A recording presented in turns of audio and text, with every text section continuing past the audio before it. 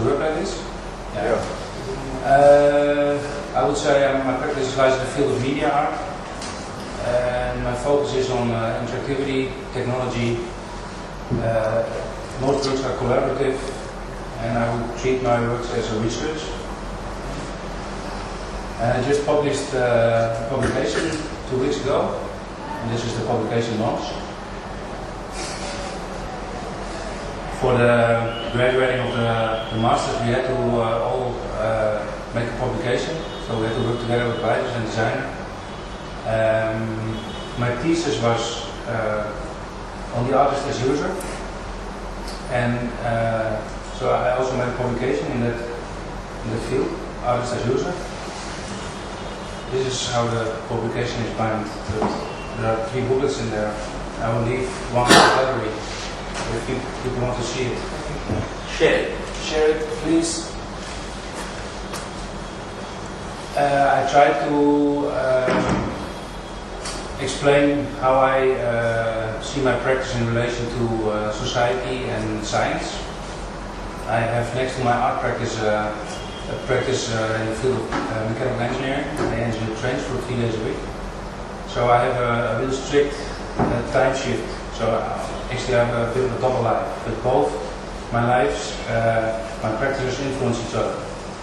So I made a whole thesis on how I see that functioning. I will not go into the details, but it took me like 2 years to get there. But to have a dual practice, you can see that there's a rotating circle. So you have 2 motions that rotate, and you can transpose that to a sinus wave. You can look at it in a system dynamics way. So you have for control systems you would have a narrowing wave, but I would state for an art practice the wave would go wider. So you create more opportunities or possibilities instead of science where you have more an objective in which you want to discover or reveal. So in the end, I finished my statement with double helix and connection in between, which is a model for the human DNA. And I state that one of the helices is the science, the other represents society, and art would be the one that makes the connections in between. So for me that's how I at this moment see myself positioned as an artist in the world in that sense. I hope that was a bit of a clear view of me. I will show some projects which I think relate. Not all projects relate to the subject here, but I think at least half of them have a relation to time, the aspect of time, and how we deal with it. This is an installation I made 2 years ago, and well, first look at some feedback from the live audience. We need to see you. Yeah. Okay. So I'll try to move a bit. Yeah. Move to more projector a bit.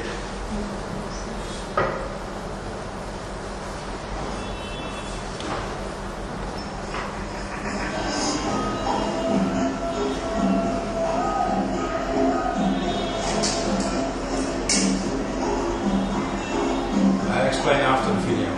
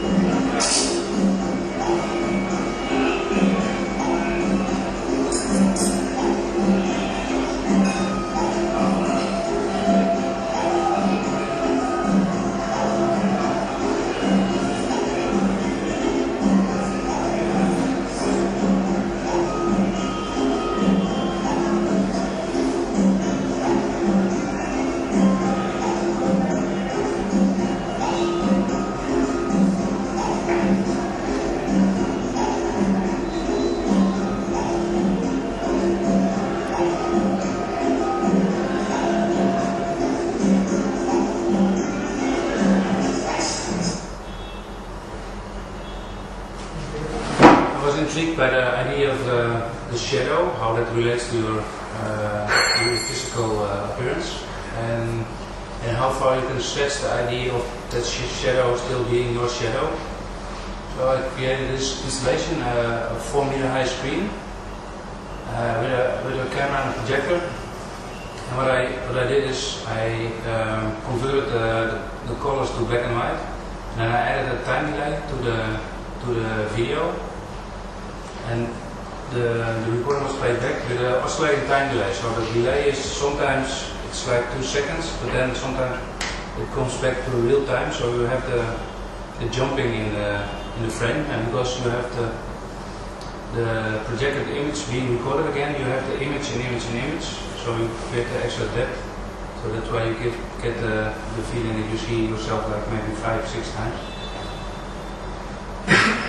It was a really small pure data patch which I created.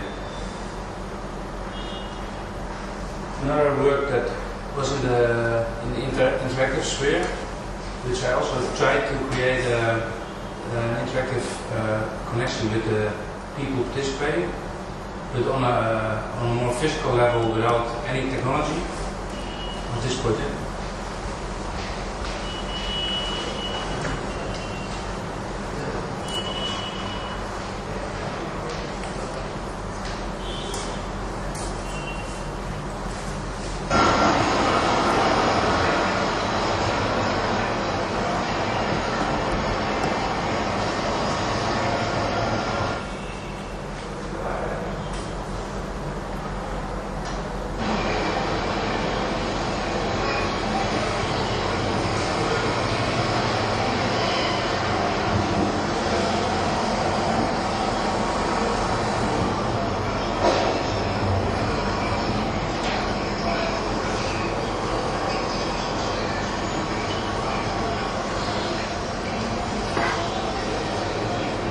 Invited with 8 people, 8 artists to make an exhibition in a church, which isn't used anymore as a church, but they use it for conferences.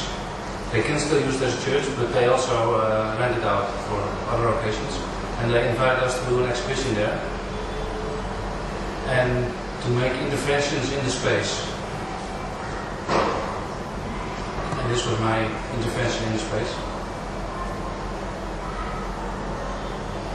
That were separated in space. There was 10 meters in between. So you could play against somebody else, a remote opponent. But the timing was that accurate that you still had the feeling that you were playing in real time, which you were, with an opponent. And you could see each other via live video screen. And that worked pretty well.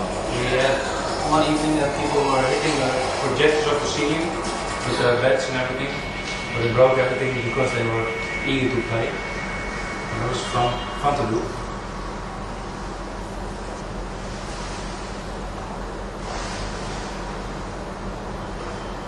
And the last project I wanted to show was the project we did in Bangalore in February, in Christie, in SEMA. We were on an exchange with this art institute where I did my masters. And we worked with a group of 5 people, and we created a new kind of clock that was solar energy based, and the rhythm was related to the amount of sun you could catch with the solar panel. So the more sun, the higher the rhythm was of the turning globe, the rotating globe. And if the level of sun was so low that it was dark, then it would switch off the motor, and then the light in the bottom of the installation would start to light, and we had a small robot living off that the light in the bottom. So it was a sort of the night shift of the whole installation. So it was also responding to sunlight as a marker of time. Yes. So it's returning back to a more older concept of time being registered through the sunlight. Yes. How we translate this that the more sun, the faster the time would go. So at the night time it would slow down or stop. So therefore time would be would go faster when there's more sun. Yes. So if it's hotter, Yes. would time go faster? It's a dumb question. The ball goes faster. The ball goes faster. Yeah. The ball, the rotating ball, that was the pendulum, so that would go faster. And that, for us, that defined the rhythm. So then, in that sense, the time would go faster. Sure. Therefore, time is something that is also another sensorial aspect to us in this speaking. Yeah. Quite interesting, because I think your mirror works. I mean, it reminds me of something that Kurt wanted to do once, calling mirror leaks to another time and space. And I think just this afternoon, Prayas was mentioning something about the universe actually being very small, not as humongous or as inaccessible as imagined. It's just that it's trapped between 8 mirrors. So everything you see in some other combination exists 8 times onwards. So yeah, it's quite interesting. I mean, I really like. I like the earlier. I like the other iteration of the light piece. I think where you bring the light from the secretary's window. Yeah. That makes a piece of time. Beautiful time and light. Anybody, any questions? Or remarks, or anything?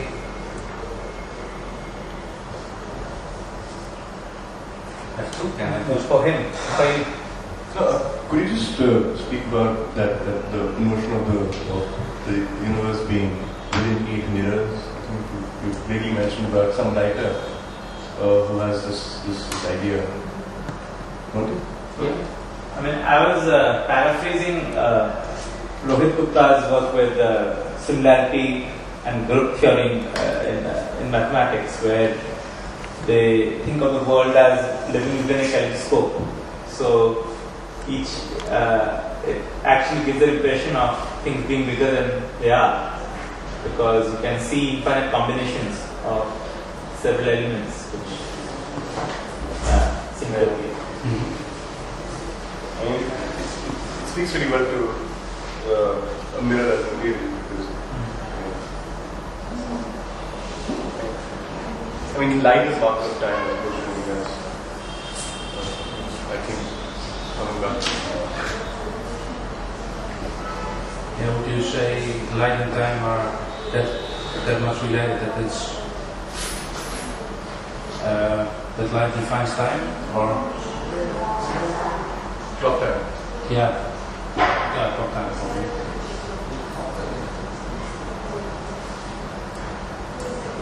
So what is the point of this installation? With this insight, we try to make clear that you can also look upon time as a different construct. That the time as we know it, the clock time is a construct. So we just created another possibility for looking at time. So what happened with this installation? We took it apart after the show. Yeah, but very visual. Well, there was a sensor that was checking for the amount of light, but we had to place the installation inside. So it was relating if we hold the hand in front of it or not. And if we would do that, the globe would spin slower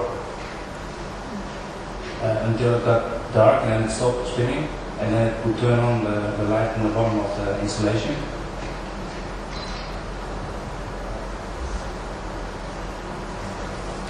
The balls in the ping pong, Yes. did the same ball go to the other space or another ball? No, we had like 400 balls in each cabinet. Only? 400. Oh, I see. So after every run, we had to clean up all the balls and put them back in the installation. And the direction in which the balls get shot, is it related to the direction in which the person would have hit it? No, they were random. Okay. Yeah, but random within a small frame. But because the timing was accurate, we had to slow down, because otherwise you had the feeling the balls were coming Too fast. too fast. the people were really thinking that it was working because of the timing that was accurate. I see. So it didn't matter if the balls were random.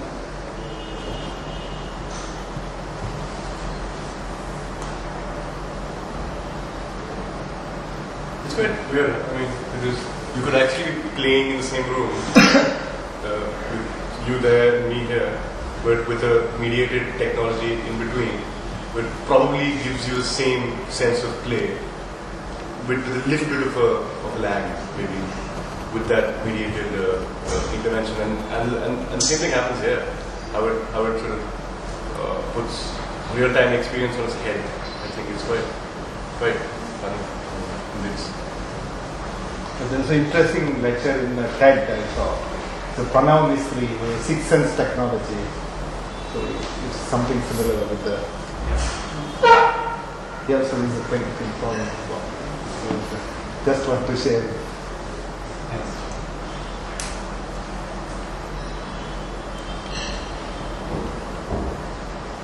I can keep on showing videos if you like, but that's I don't know. But what's your idea? How do you want to deal with what prayers us to deal with things? It's a good question, of course. How we have to deal with it anyway, and I think we're having interesting discussions amongst ourselves, and everybody's dealing with time in his own way. And I'm also dealing still with my time of back home, because I can still feel that I'm on a different time. But I think for me one of the conclusions is that everybody has his own time, and how he deals with time is specific for how you deal with things and deal with life. And we are all put in one construct that all time should be the same for everybody, and it's the same with like the money system, that we have to have something we can trade with. And time is maybe in that sense also like a value we have.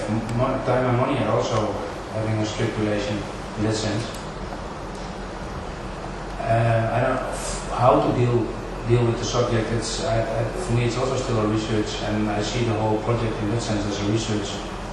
How we can deal with time in a different way than the proposed way of clock time.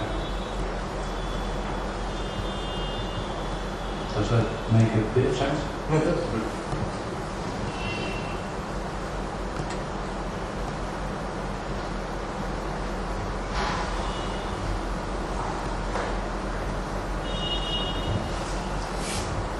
Installation, how far apart can it be? In principle, they could be around the world. If your network is fast enough.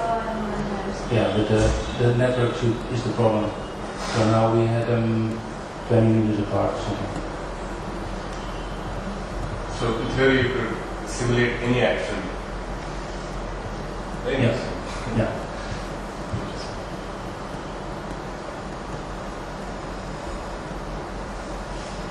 So that would make the notion of time also different. I think most of it does feel that. Most of the world like feels like time.